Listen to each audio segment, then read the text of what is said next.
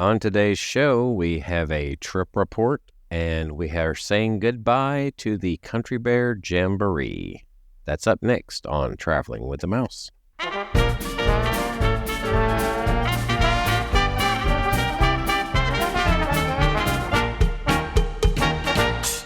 Welcome, everyone, to episode number 435 of Traveling with the Mouse. My name is John, and I am joined by a sad individual today because he actually said goodbye to the Country Bears. He's getting treated for depression, not just because it's January, but because the Country Bears closed down. Boo. What's up, everybody? Yeah, I'm a sad individual today. Yeah, but the sad sack. I'm a sad individual. No. But no. Yes, I will talk about my emotional experience later on. So now, this, just to be clear, this wasn't the last day of operation, but it was the last time he was going to see it. Yes, because it was not too long before. Right, I think it was about 10 days prior. Yeah. I think it was better for me personally because, we have a long history with that show in particular. Our as family, a lot of memories. It was one of our favorites, and always knew the show well. And so it was like it was a little sad because we'll won't get to see that show ever again, most likely. Well, it was it was 52 plus years. Yeah, that the show was running. Mostly in its original. It did get trimmed down about a decade or so ago. 12 years ago. Right. This year. Yeah. And of course there was the vacation hoedown period of years, which I don't really remember, but I was there for, but it was I was very young. Not as good as the original, but it was still, it was better than some of the things you would see today. Right. Did they ever do the Christmas version here? Like for how long? How long did they? I never saw the Christmas. I don't know what years they ran it. They started the Christmas version overlay before they did the hoedown. They started the Christmas version overlay in 1984. Good. And then 2 years later they changed it to the hoedown. Yeah. And then I think by 91 they changed it back to the original in Walt Disney World, but they kept the hoedown in California. Right. I just remember only really seeing in person the original version, I guess. But the Vacation Hoedown, we have obviously that video from 87. Mm-hmm. That was a hoedown. That was it, yeah. And I remember seeing it on the video, but not really any memories in person of it. So right, I really had the original. And of course, we had the LP or the vinyl record of the original one as well. Yes, do have that. Yeah. Which is kind of neat. But so we listened to it as kids and knew it very well and listened to the whole show. Didn't understand it as well as kids, but some of the jokes. Right. It's definitely different when you're an adult going back and watching the show. Yeah. So you're like, wow, okay, there's definitely a theme here. These bears are... it was fun. It was entertaining. You had to have the right sense of humor to really appreciate it fully. Yeah. A little irreverent for this day and age too, which is probably why they're changing it, but maybe that's part of the charm of it, I think. I mean, I know we're probably jumping ahead, but it was definitely more popular in Florida for whatever reason than it was in California, the original show. Right. I don't know what the reason was. I mean, because they, like I said, when they made the change to the Vacation Hoedown, they kept it in California up until its demise. In 2001? September of 2001, yeah. Right, yeah. When they changed it to Pooh.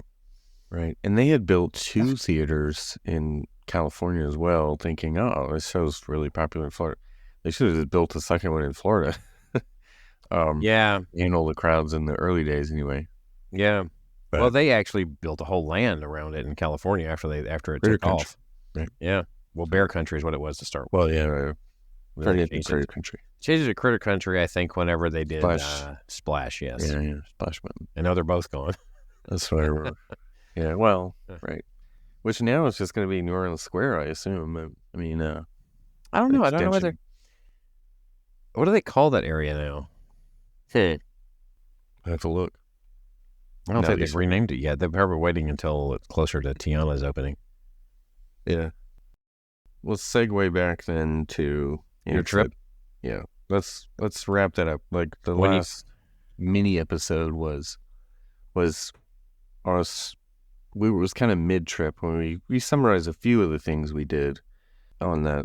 If you listen to our last kind of episode, so quickly we drove down to Disney. This was MLK weekend on Friday. We stayed at Port Orleans Riverside because it had the 5th sleeper. So we had those 3 kids. And it was a nice little room, actually. Sizable. I didn't hate that room. It was a cute little... Does they have Lewis in it, right? Yeah. Yeah, he was behind the bed, sleeping. Those were queens? Yes. Yeah. Okay. And actually, our room at Riviera was a very similar layout in terms of like the 2 beds, the 2 queens, and then the pull-out 5th sleeper kind of thing. Which room was bigger? Well, Riviera was definitely bigger, but not by a ton. I don't know if I could say. I don't know. I can say definitely. Their rooms don't look that huge. They're not gigantic, but there was definitely bigger. And of course, you get the balcony, and there was like a giant closet that we had at Riviera. So we were only in that room like 8 hours, and then we slept and got up and drove to Riviera, parked, and took the Skyliner to Epcot. And we did Garden Grill, which that was Jason's first time doing Garden Grill. I think he liked it a lot, but we had a really great server. He had the blue name tag on. He was really wonderful, but he was really slow. Like we had a almost 2-hour breakfast. So how many times did you see the land? We almost did 2 loops. Like we did a loop and a half at least. We had done. Wow. We were way past where we started. We were almost back to the desert. We had started like in that area, kind of near the entrance. We did a whole loop and we're almost back to the desert before we left. Anyway, saw the characters like 5 times. Like seriously, we saw Chip and Dale at least 4 times. They were probably running out of things to do. Yeah. Yeah. Although I will say, now that we're talking about this, I think it was Dale. Clearly it was a different person one time because he came over and my son had the autograph book or whatever, and then he was like, "Oh, you want me to sign the book?" And he's like, "Oh, you already signed it." And then he just sort of played it off like, "Oh, I was just being silly, like ha ha ha." But I was like, I bet it's a different person. They didn't realize they'd already signed it. But anyway, he played it off very well though. I'll put it that way. I forgot exactly what he did, but he was just like, "Oh, I'm just being Dale. I'm just being silly." I was like, I'm sure it's a different person, but cool. Well played. Right. If only you could yell. But anyway, it was good. The watermelon was amazing. I remember we talked about that. It was from the land down below. We did some rides. We got the popcorn bucket, the Figment popcorn bucket they had mobile order for. And so we walked over to the Odyssey, and the cast members outside was like, "It's not really busy. You could probably just go right in." And so we did the mobile order on the phone, and it called us back immediately. We walked in, grabbed the bucket, left. So day 2 of farts, we got the popcorn bucket, which was right there. But anyway, so that was easy. I didn't expect us to even get it because I'm like, we're not waiting in a line to get it, but we got it. It's a nice little collector's item. We wandered around World Showcase. We saw Voices of Liberty, which was really nice. That was something different. We hung out in Japan for a little bit. That was fun. Did some rides. Let's see. Highlights. Let's see. Day 2. We did Space 220 again, which we talked about it on the last week's recording. But overall, it's decent. Like, it's not terrible. I think it's worth doing. One, for the experience, and the food is still okay. Like, I would say it's not as good as when it first opened, but it's still worth it. As a kind of splurge, it's worth it. The next day was Hollywood Studios. Let's see, anything 50s primetime for one. Okay. That was another first for Jason. I was about to say, I thought that was the first time for him. Yeah, And we both got the fried chicken, and yes, it's better to me than Olivia's. Okay. That was amazing fried chicken. It was really good. And I did get the PB&J milkshake, but nobody wanted it but me. Like, it's good. What the heck? Like, it is really good. Like, it's worth it every time. I think some people when they hear it, they just kind of turns them off immediately. They just think, but I mean, if they just give it a try, I think they would. Yeah, like it was so good. Like peanut butter, how could you go wrong? And then the jelly adds the sweetness. Like, so good. I don't know why they didn't, but we did they gave us like 4 or 5 giant straws in the thing. Can't see it. So everybody could try it if they wanted. Yeah, but I was the only one that I tried to chug the whole thing, which was not a great idea. But anyway.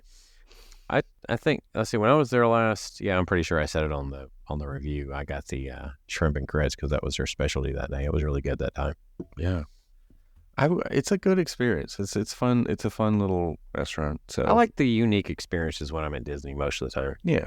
It's definitely a unique one, and it's good. Of course, we did Baseline. We also did Oga's, and we sat with another group. It was interesting. We talked to them. They had just been to Universal for 2 days and only did Hollywood Studios and did not buy Genie Plus. I think they waited like 2 hours for Rise. I was going to say, were they just doing Star Wars basically? Yeah, I think they did. Yeah, they were trying. I think it was mostly Star Wars. They were from Chicago, and I think they were going back the next day. I got a feeling they've probably been there before. Yeah, but they weren't like overwhelmingly happy with Universal, but I think they were staying at Universal as well. But anyway, it was an interesting conversation. We did tell them about the podcast. So if they're listening, thanks for hanging out with us at Oga's. We had a good conversation. And then I think at one point we hopped over to Magic Kingdom to do Tron. I think we had just bought the individual Lightning Lane and went over there and did it and came back. And yeah, I think we did Tron 3 times on this trip, and it's definitely grown on me. It's not going to ever knock Guardians off the top spot, but it is really fun.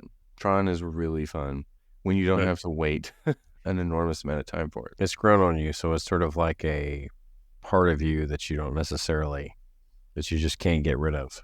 Yeah. It's grown on you. It's like a mole. It's like a hairy mole on my back that I can't get rid of. But it is growing. Human hair. Yeah, from my back. So yeah, we roped a couple of sea turtles and rode Tron.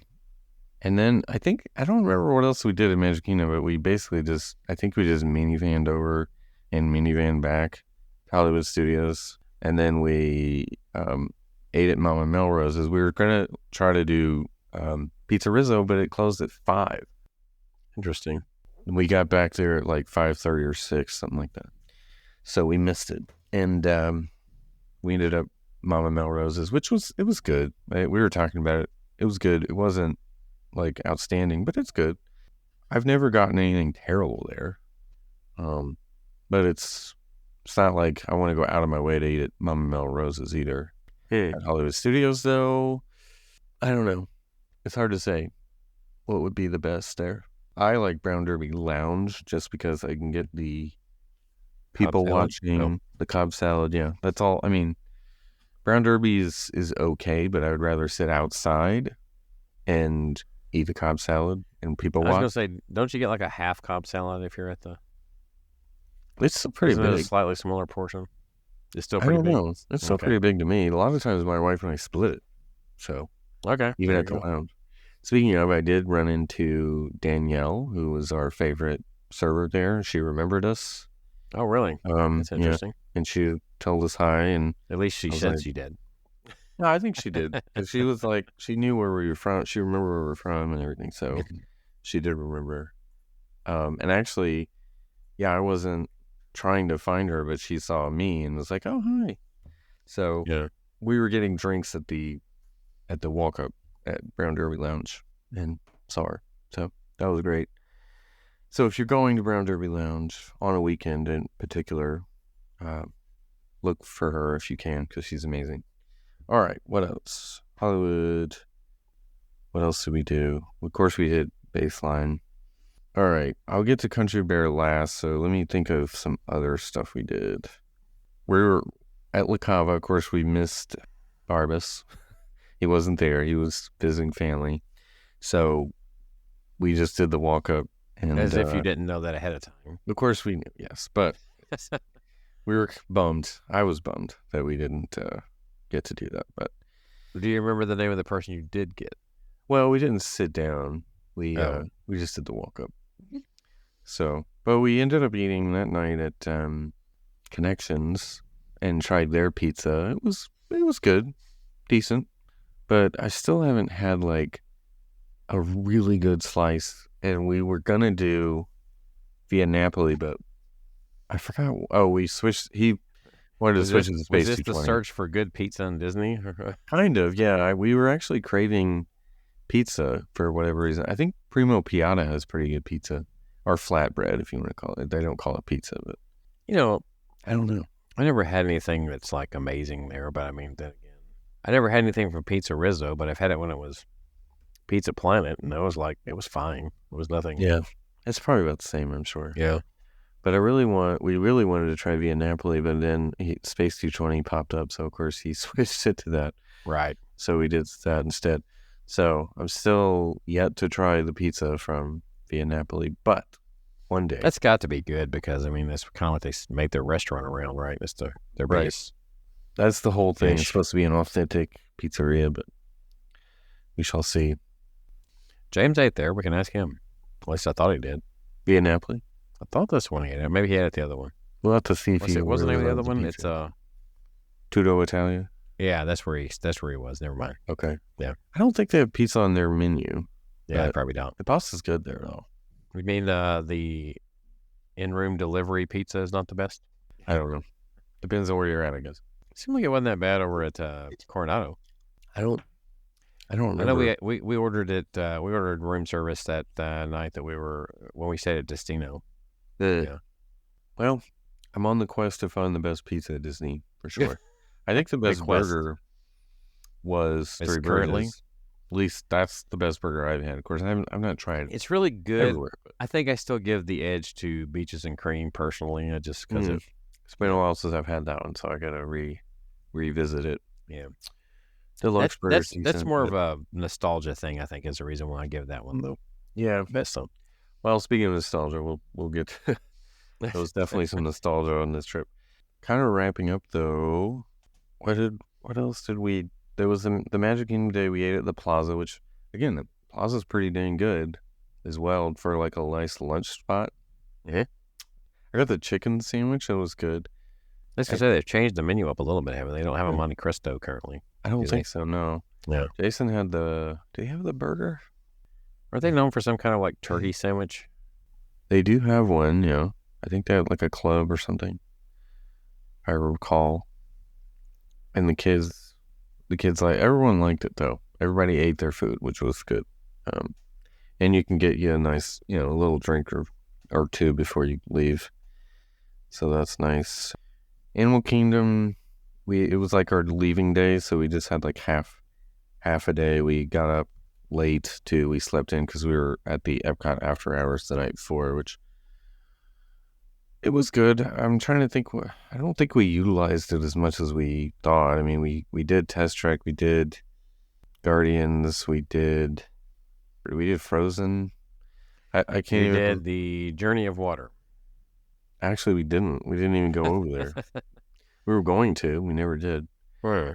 We walked around the new gardens, though. I got to see Walt and all that. But yeah, it was fine, And Festival of the Arts, we bought a few pieces here and there, like things.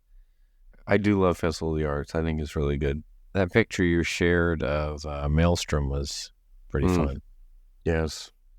Jason ended up buying this thing of maps of 3 of the 4 parks. And I mentioned this on the last week's thing, but they didn't have an Epcot one because the artist is waiting for them to finish it so he'll know what it looks like.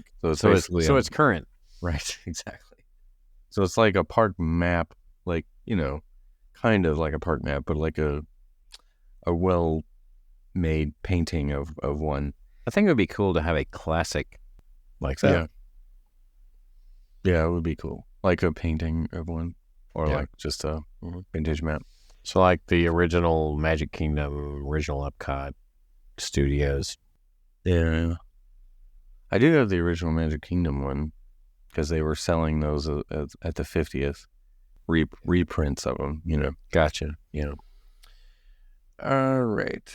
I think so. Animal Kingdom, we did end our. So we basically just did Everest, and then we didn't even buy Genie that day. We just went over to Everest, rode it. It was a short wait, and then we did buy the individual Lightning Lane for Flight of Passage and rode it, and then we just did Nomad Lounge and just hung out there before we drove back. And yeah, of course, the food so good there. Mhm. The drinks are not as good to me personally.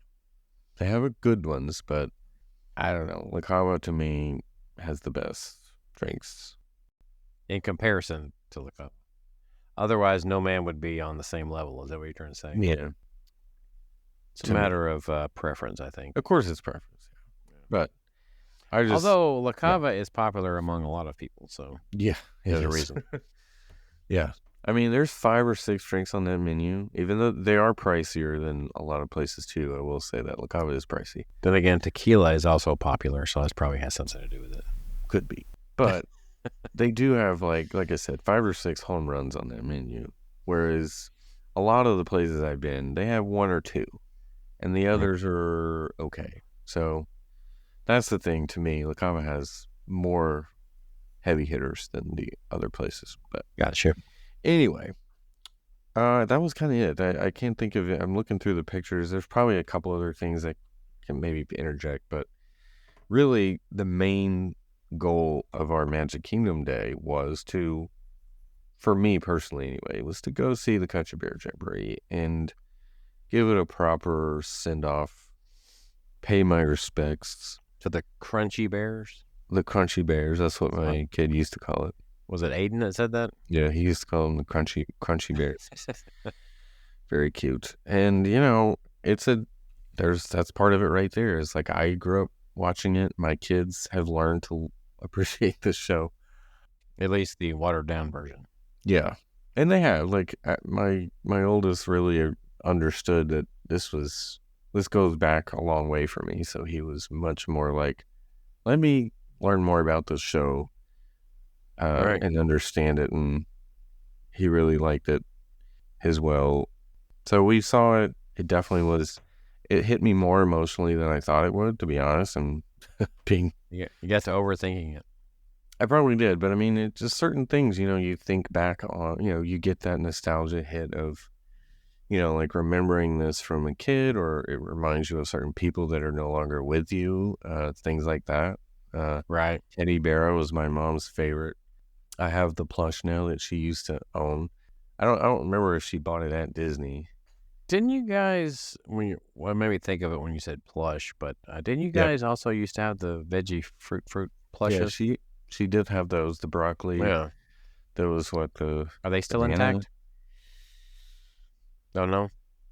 I feel like I've seen them, but I don't recall what happened to them. But yeah, I do remember she had them, but I don't actually know what happened to them now. Yeah, that was another one she really liked. But yeah, you see Teddy Bear come down. Holly Berry? You know, I couldn't help but think of my mom, and that was, you know, definitely hits a little bit. Yeah. And then Big Al was just like, that was our favorite as a kid, or at least for me. I remember we loved Big Al. Everybody loved Big Al. And Big Al had his own merchandise. Yeah, right. His own merchandise cart that they don't sell any Country Bear Jamboree merch. Not now. Right. And we tried to find anything, like a pen or anything. Nothing. Probably going to have to go to eBay. Right. Tokyo, however, sells Country Bear Jamboree merch, but can't find any at Magic Kingdom. Not a single thing. Anyway, so it was a little kind of annoying that they don't have anything. They should have at least like thrown some pins out there or something. Like, It's not even worth that for them. It's interesting, I should say. I don't know if I would say sad. Like, I mean, I guess sad just kind of too, but this was the original, or one of the original attractions when Walt Disney World opened. Yes. One of the main ones, really, that they opened with the park. Yeah. What ticket was it back in the day? I don't know. I didn't find that. I should look that up. Although, let's see, it lasted approximately 52 years, for the most part untouched. I guess you could say it lasted, 40 years untouched completely, with the exception of the sponsorship being omitted. Right. But it lasted 40 years untouched and just barely, it was basically trimmed down in 2012. Yeah. Yeah, it was probably one of the last ones that's not been adjusted really all that much. They also made a couple of changes to some of the animatronics in 2012. They changed some of their get-up and kind of refreshed it. You didn't know that? You mean some of the costumes? Yeah, the most notable change to me was they made some changes with Gomer, for instance. I think they changed like his hat or something. It was something different. But they made some changes. They kind of freshened him up. I think they did it with a couple of others, actually. I think they did Liver Lips was probably noticeable, or was to me. Okay. Just go back and look at one prior to 2012, and then look at one after 2012, and you'll see what I'm talking about. All right, I'll have to see. They kind of they made it a tad more colorful in 2012. So along with the shortening of about 3 minutes, I think. So yeah. So according to this, at Disneyland, it was an e-ticket in 1972. Okay. So I assume at Disney World it was too. I was trying to find what it was at Disney World, but okay. Anyway, so wow. So it was an e-ticket. Yeah, originally. It wasn't quite as popular in Disneyland as Disney World. As a matter of fact, when they made that change to the Vacation Hoedown, they changed it back in Florida, whereas they kept it in California until September 9th of 2001, when Pooh came in over there, and Pooh is there to this day. So, yeah. Did you watch any of the stuff from the closing day, January 26th? I really haven't.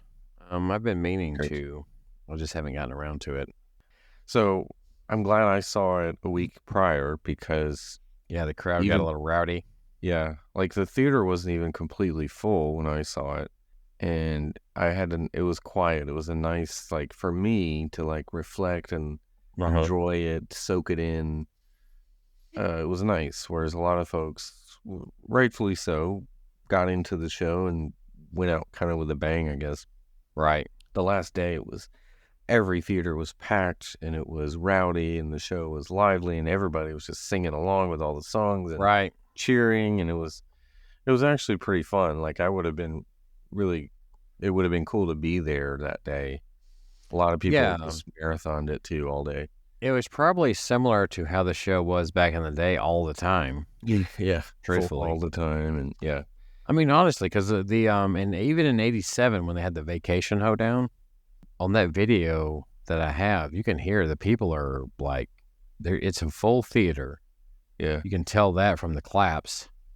Right. Yeah, and they're into it, even with the Vacation one. So, well, you can imagine.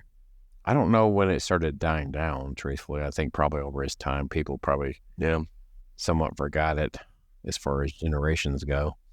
Yeah, I read somewhere, too, that little cut-through between Adventureland and Frontierland, where the magic carpets are and the tiki room and the Dole Whip, the Aloha Isle, was just the extended queue for Country Bear Jamboree for many years, and there wasn't even a cut-through right there.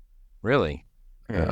I forgot where I read that, but yeah, somebody was saying for many years it was just the extended queue for Country Bear Jamboree. I remember the time period when they had Buff, Melvin, and Max in the Long Mile bar. Right. I remember seeing them after you exited. Yeah, I always thought that was pretty cool. Right. Or I said the Long Mile, the Mile Long bar. Yeah. Right. Because they said sing things a little bit different. Like after the show would let out, they would be singing the song still. Right. But after that, they would have a little bit of a little bit of interaction that would be different than what you would see in the show. Yeah. Kind of cool. Nice. And just to, I guess, cover the news part of this, it did break down during the 8 p.m. performance. It was supposed to go past 9. Like, they were going to cut the line off at 9 p.m. Yeah. Probably by 11, they would have gotten through most of the line or all of the line because it was backed up all the way to Pirates.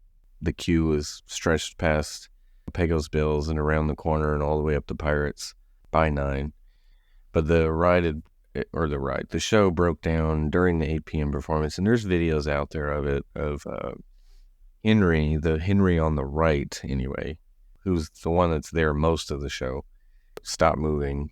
And then I can't remember there was another one that stopped moving too. Can't remember which one. Yeah, I've seen in some of the videos the animatronics looked a tad bit jerky. Yeah. Probably have been a minute since they gave it any true maintenance. Yeah, and it does make you wonder. I'm not sure on a normal operating day did they run it as long as this, but they clearly were trying to. I don't know if they run it this long normally on a regular day. I didn't really pay attention to the hours, but obviously they knew everyone's going to want to see it as many times as possible that day, and so they were trying, and they tried to get it back up, but they never could. And so by 11, they finally just said, we'll let everybody walk through who's in the line. They didn't even open the curtains, though, which I guess makes sense because you don't want to just see, like, static bears. Yeah. But they just let people walk through the theater one last time and then handed them a poster. And I think they also got a anytime lightning lane for the next day. Mm-hmm. Of course, that excludes, like, Seven Ocean Mine Train, Tron, Peter Pan, I think, as well. So I'm anything you could get a true advantage on. Exactly. So anything that wouldn't be top tier was excluded from that, or would be top tier was excluded. But they were given like a lightning lane for the following day. Right. At any time, which if you know how to use that, you could really take advantage of that. Yeah. But anyway, it's another topic for another day. Yeah. So, for those that may not know, Country Bear Jamboree was originally intended by Walt Disney to be part of the Disney's Mineral King Ski Resort in California. Yeah. Which he was trying to build in the mid-'60s. Yeah, right before he died. Right. One of his last not TV, but one of his last appearances was in September 1966 at that location. He did like a little press conference outside, and you could tell he looked slow. Like he didn't look his normal self. He was kind of downtrodden and didn't look very healthy. It was a lot easier back in those days for celebrities to hide a cancer diagnosis. Yeah, because than it is now. Yeah, there's not social media and Twitter and TMZ, following you everywhere you go. Right. So a lot easier to hide that. Yeah, exactly. But basically, when they were building that resort, he wanted some sort of a show to provide entertainment to guests at the resort, and so they wouldn't just leave at the end of the day. They would stick around, like, hey, let's watch this little bear show or whatever. Right. He came up with a bear show idea, and of course, they assigned it to Mark Davis. Smartly, yep. He's so good at creating these characters that are really goofy looking and silly, but like funny and memorable. And one of the last few, as you talk about all the time, is the original attractions. Like that's what Disney has lacked, is like an Imagineer that can come up with these kind of characters that are just like iconic characters that are completely original. Yeah, and apparently when we, the fan base, say that, they get the wrong idea. Right, yeah. Not that it's bad, because I like Runaway Railway. Yeah. But a la Runaway Railway. Yeah, exactly. Yeah, that was like, hey, we gave the fans what they wanted. Which, honestly, I do like that. I'm glad they did that attraction because... But that wasn't what we were talking about. Right, that's all. Right, exactly. So originally, Davis together with Al Bertino. A.K.A. Big Al. Yep. Kind of. I mean, he does look Yeah. like Big Al, even though they, Right. there's... Although we have a somewhat local celebrity who has passed on now that we also thought looked a lot like Big Al, but Heston here when there, he yeah, passed out. Heston Yates. Oh, I knew he was getting up Yeah. there. So Yeah. In the original days, they thought of things like marching bands, mariachi bands, and even Dixieland Bears, which I guess what we ended up with was close to Dixieland Bears.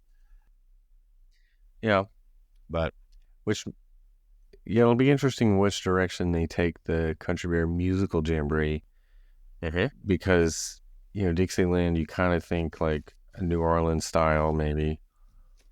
So with Tiana's Bayou Adventure going in, are they going to make it? Are they going to kind of marry those two a little bit stylized? Who knows? right. But it sounds like what they said already is it's going to be like an ode to all country music or something like that. So it'll be interesting how they blend, because they're pretty close in proximity, how they're going to... And one that's interesting to me, a guy that was involved in this that I didn't realize he was involved in it, was Xavier Atencio, or he's also better known as X Atencio. No, Disney. Nothing to do with Elon Musk, but... Right. No. Or Malcolm X. Yeah, well, in the day. Yeah. But he has a pretty good history with Disney as well. He passed in 2017, but he penned the lyrics of Yo-Ho, A Pirate's Light for Me. Yeah. And he also penned the lyrics of Grim Grinning Ghost. So he has a pretty good legacy, and he had work on the Country Bears, which, as we know, the songs, most of them were already existing country hits. Well, I don't know if they would call them hits. They were existing country songs. Yeah. I think in Mark Davis's book, he talked about they researched a lot of songs for this. Right. So they dug deep for some of these, I'm sure. But there were several of them from country artists that most people wouldn't know today. Maybe they would know Buck Owens. That's a maybe. Yes. Who did How Long Is Forever. Tex Ritter, right? Tex Ritter. Yeah, he did Blood on the Saddle. And interestingly enough, they didn't just use his songs, but they used his actual audio for both of the songs of his that are in there. What was the other one? It was Blood on the Saddle, and there was another one. Old Slewfoot? Is that Tex Ritter? That might have been it. I feel like she had that one. But I remember hearing his voice. So if you look at our social media, I did want to throw this in there. I posted a few days ago that picture. It was from Mark Davis's book of the bear playing the tuba, which is one of the characters that he came up with.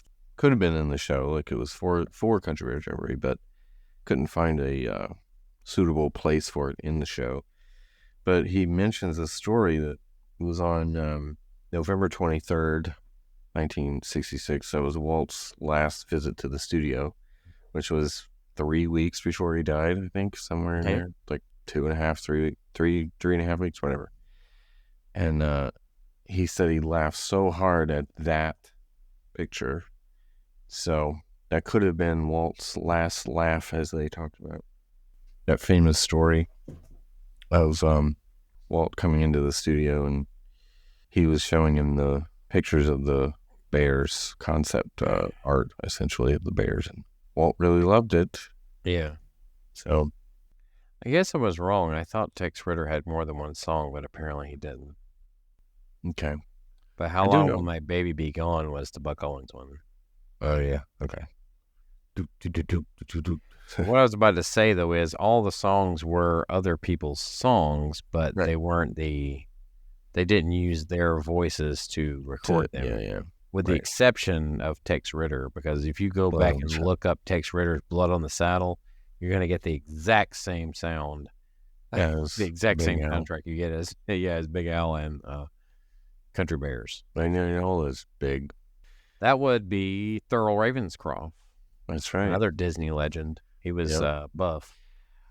And That was cut out in 2012, by the way. I guess I didn't yes, want a fat joke in there. right. Which you surprised even in 2012 they didn't cut out, the little Buford song, which that's the one everyone keeps referring to, and they're like, oh, that's why they're changing it. Well, it's funny, when I saw that one for the first time since they changed it, whenever that came up, I was thinking they were going to cut that one out, and I was like, oh, they left it. Okay. Right. Right. Yeah, even we were like, oh, they left that one? All right. Of all the ones they cut, that's like they cut Fractured Folk Song and what was Right, some yeah, it was other a little stuff they weird. cut? Yeah. I mean that I guess is cutting it for time more than anything. Wasn't Fractured Folk Song an original one? Right? Or was it? Maybe? I don't know. Oh, it wasn't. Never mind. I don't think that was original either. Yeah, it was like I think the only original one was the Five Bear Rugs one. They still have it in Tokyo. Series. They still have Fractured Folk Song in Tokyo. Yeah. It's all. Do they have an English version of the show in Tokyo? Some of the songs are sung in English. Some of them are sung in Japanese. Yeah, I've watched some YouTube videos of it. I wondered if they did an English version, but so basically the intro is done in English. Yeah. Liverlips McGraw is done in English. Tears Will Be the Chaser for Your Wine is done in English. Mm. So there's a few. Which is a real song. Devilish Mary's done in English, I think. Yeah. Which is another one they cut. Yeah, there's actually only a couple that are done in Japanese. Fractured Folk Song being one of them. Mm. Yeah. And Davy Crockett being one of them in the end. So, yeah. Interesting. Well, I'll have to go maybe one day to Japan. But it's like, I don't know. I don't think it'll hit the same going to see it in Japan, to be honest. But I don't know. I don't think it'll feel the same. Who was the guy that voiced Henry? I'm trying to remember. Gosh, I was just looking that up. He was a Disney legend too. It was Pete.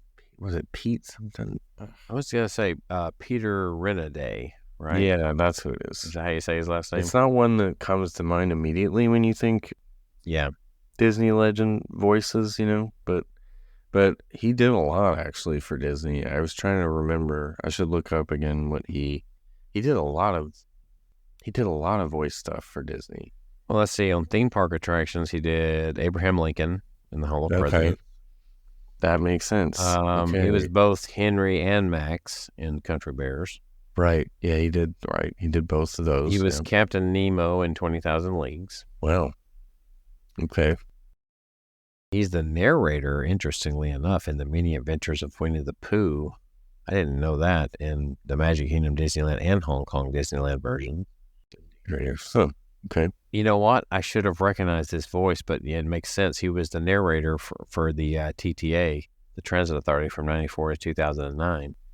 And now that I read this, I do actually recognize his voice as being that, because I can tell it. I'm going to have to listen to that just to see if I can pick up because Henry, he did a good job of making him unique, I think. But now that you said Lincoln, I was like, I remember hearing like the World's Fair Lincoln voice, and I'm like, oh, that is him. I do recognize it. It says right here he was a Space Ranger in Buzz Lightyear Astro Blasters. I don't quite. A Space Ranger? That's what it says. It just says Space Ranger. I don't know that one. I wonder if that's still there today. If it's. He apparently was the voice of the talking Mickey Mouse, the toy. So interesting. I remember I saw an interview with him at one of the D23s. I don't know if he's still alive, but it was several years ago. And he said something about he voiced Mickey for a few things. I remember him saying that. And he apparently did Splinter in a couple of Teenage Mutant Ninja Turtles videos. Really? Yeah. Splinter. Speaking of, there's a few unique things, like the bear claw marks on the floor in the lobby waiting room. I love the artwork in the lobby, too. There's a cast member, too, if you see a lot of the videos of that night when the ride was broken down. There was one cast member in particular, or a couple, actually, I should say. I shouldn't just single out one. The one that was singing, she sang, like, all the songs multiple times. and was a really good singer, actually. She would get over the loud, where you do the announcement thing, as she would sing all the songs. And there was another person that was kind of interpretive dancing, maybe, if you will, the songs as well, singing with her. Those cast members were really good. Like, another thing that sets Disney apart, I think, from a lot of others is the ride broke down. They couldn't get it fixed, but they still tried to make everybody, give them an experience to remember. And it was very, they didn't have to do that, and they did. So, really cool. So, if you see those, I was watching it live on Resort TV 1 when they had waited 3 hours, but they were kind of near the front of the line. A lot of people were waiting to be in the last show, so a lot of people waited until 9 and got in line way back by Pirates, and they ended up disappointed. Kind of, yeah. A lot of people were a little disappointed, but the fact that they let them walk through, and they got a poster out of it, I guess, which in a lightning lane. I mean, they tried to make up for it, but. By the way, earlier when I said that about him being the voice of TTA, you might remember, because it would be like, now approaching Mickey's Star Traders. Like, he would say that, but I mean, of course, he would be saying the voice. Welcome aboard, TTA travelers. Huh. You don't remember? You can go back and find some. I'm going to have to listen. I'll probably recognize it when I hear But it. the thing is, whenever they tell me, whenever I read that it was him, it was easier to say, oh, yeah, I recognize it now. More so than, right. They're just recognizing it off the bat. Yeah.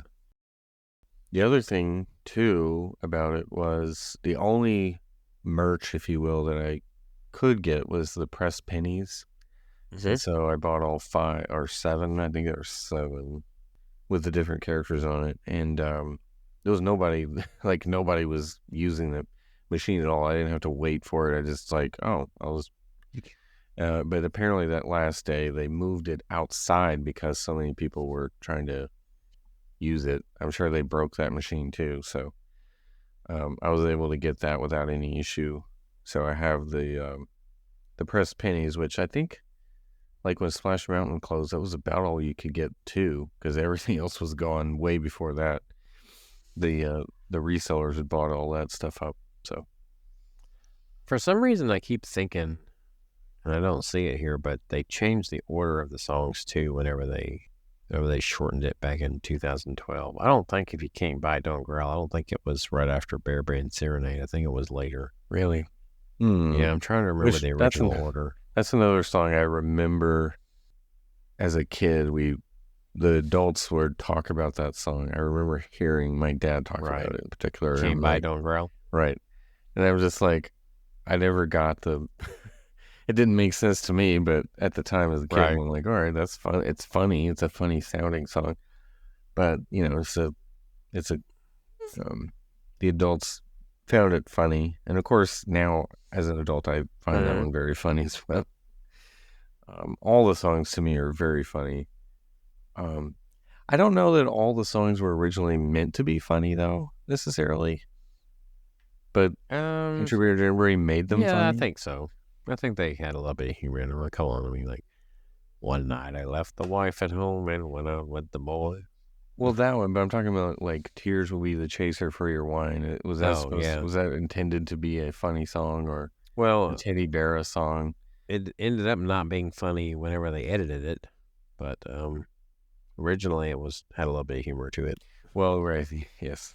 I just meant the song in general, just because it's these silly kind of bear characters singing them, makes them funny. When it was like, that's a mighty big song, Trixie.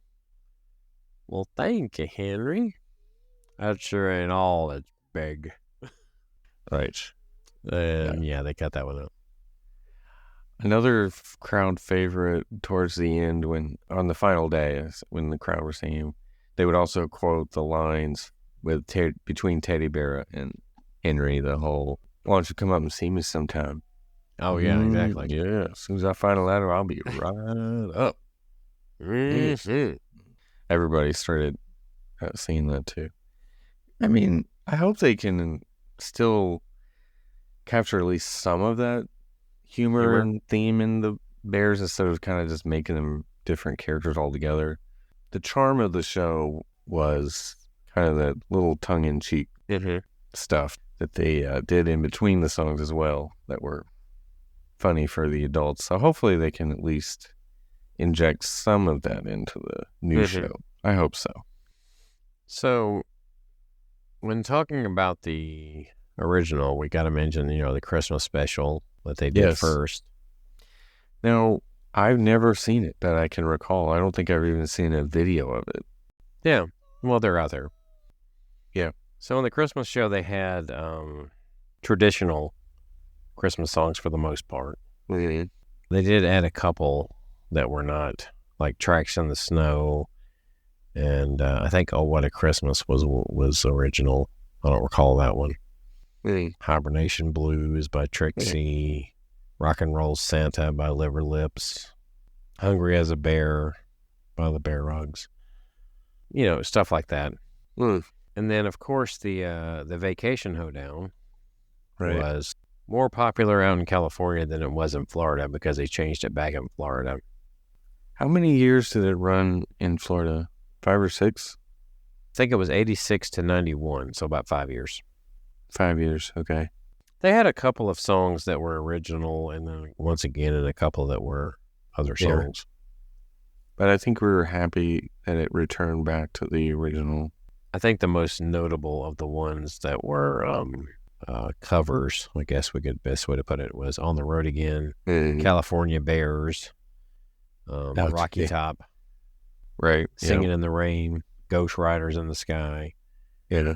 And then at the end, Thank God I'm a Country Bear. So, That's funny too.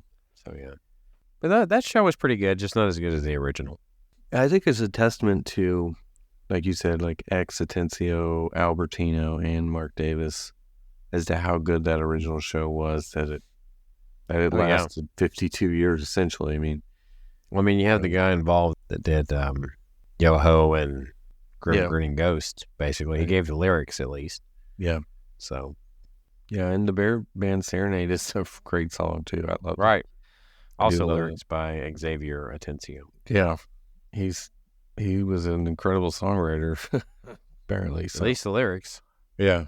He was really good at it. He was a good lyricist. Yeah, he really was.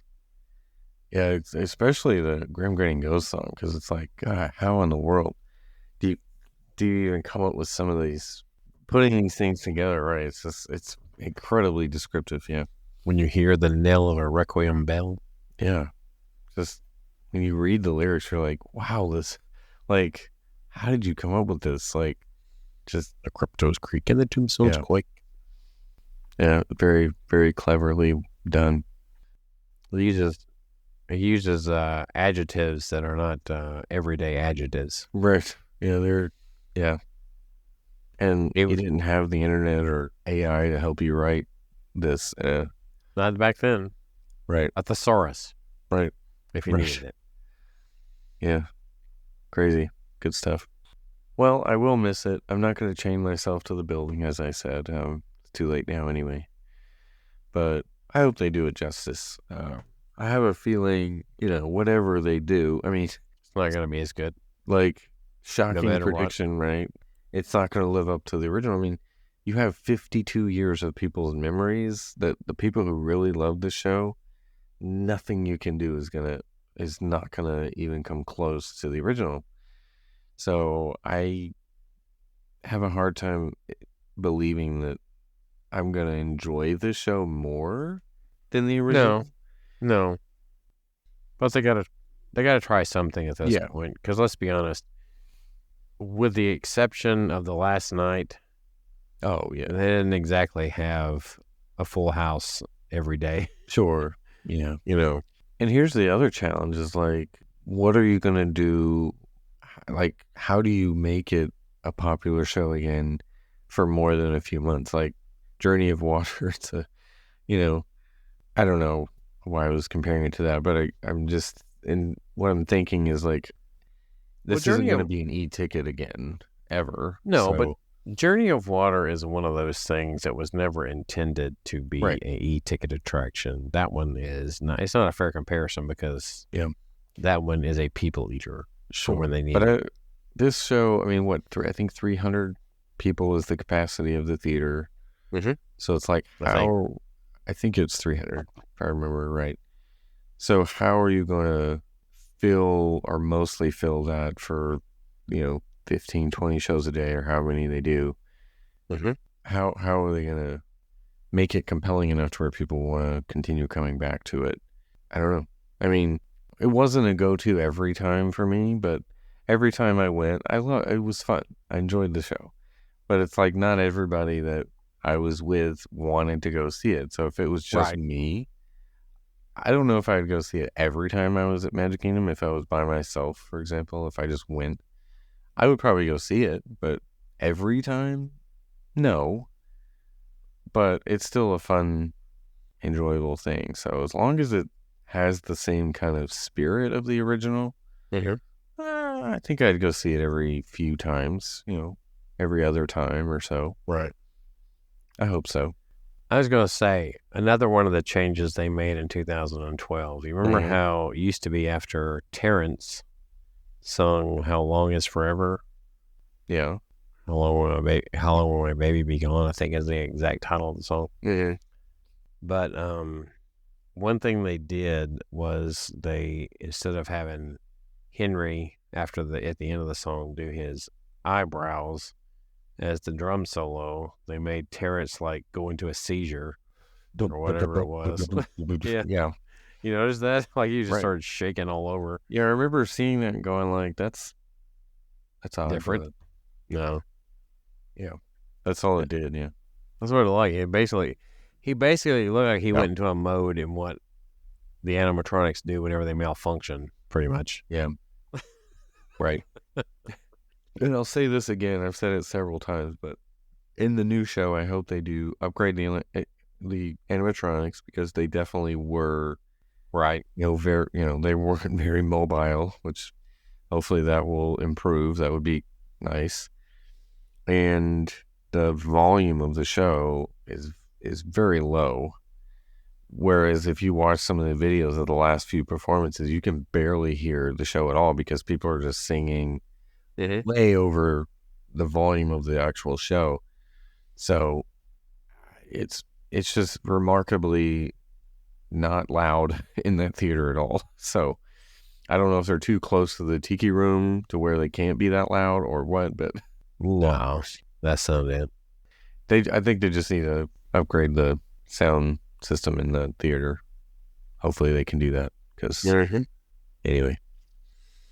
Well, I'll miss the original version, but at least we have video and such to have it live on in our memories. Yeah. We'll always live there. So it goes where everything else that kind of goes away.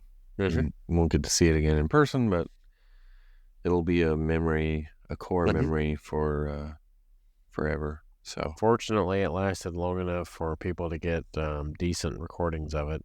Exactly, because a lot of the like Horizons, for example, and stuff before HD really came kind of hard multi-camera edits of even though people have done really good jobs of revisiting it. Yeah, like Retro WDW did. Yeah, for revisiting it. They do a good job of cleaning up, old footage. But again, the quality can't get that like HD level of quality for anything prior to like 2005, really. Yeah, I've kind of thought that I would love to be able to go back in time with the camera equipment that we have now and capture like the 80s Epcot especially. Yeah. That would be really cool to have. It really would. Yeah. Alas, it's not meant to be. Right. But as you said, it is good that today there's tons of really high quality video of this attraction. So it'll live on forever. And hopefully the new show will be an improvement in some ways, like the animatronics and sound quality and whatever. And there was even a little bit that was prior to the change in 2012 that were decent as far as footage goes. Yeah. A little bit. Mm-hmm. And hopefully, according to Disney, this is going to open this year. Some say the summer, but Disney just says 2024. So probably before Tiana. Hopefully, yeah.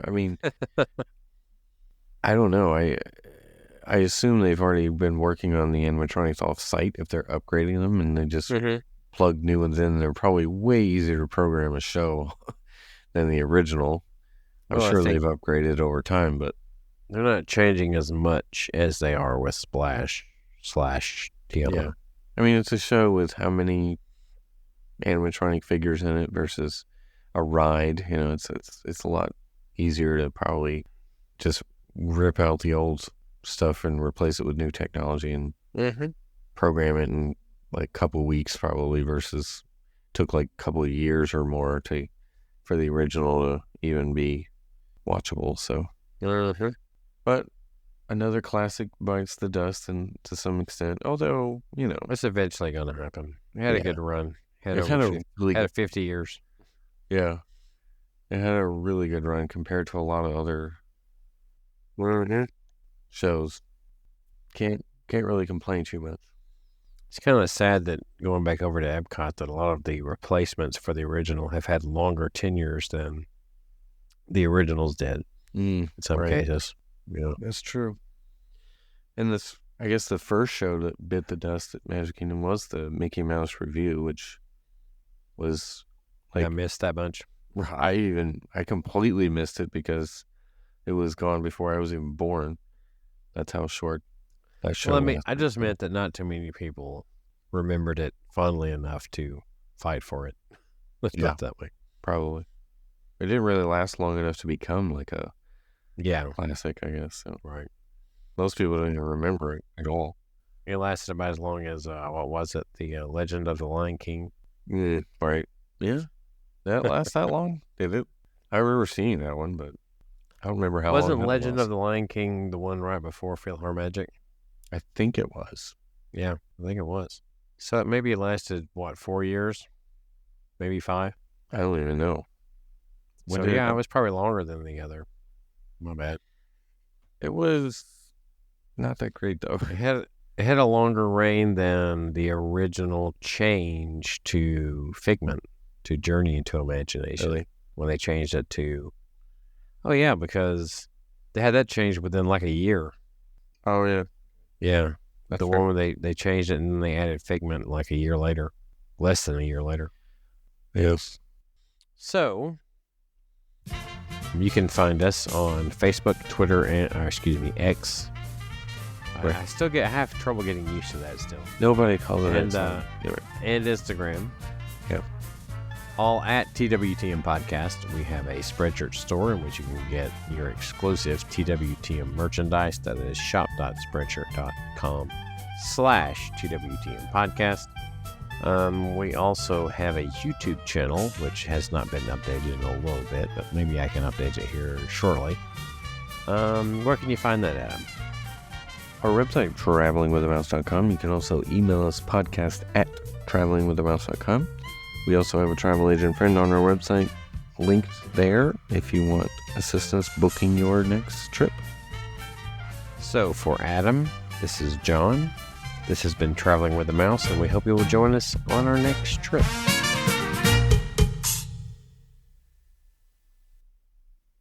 Thanks for bearing with us to the bear end. And we hope you'll bear around to see us again. Yeah. Barrel around? Barrel? I can't remember. The show is now hibernating.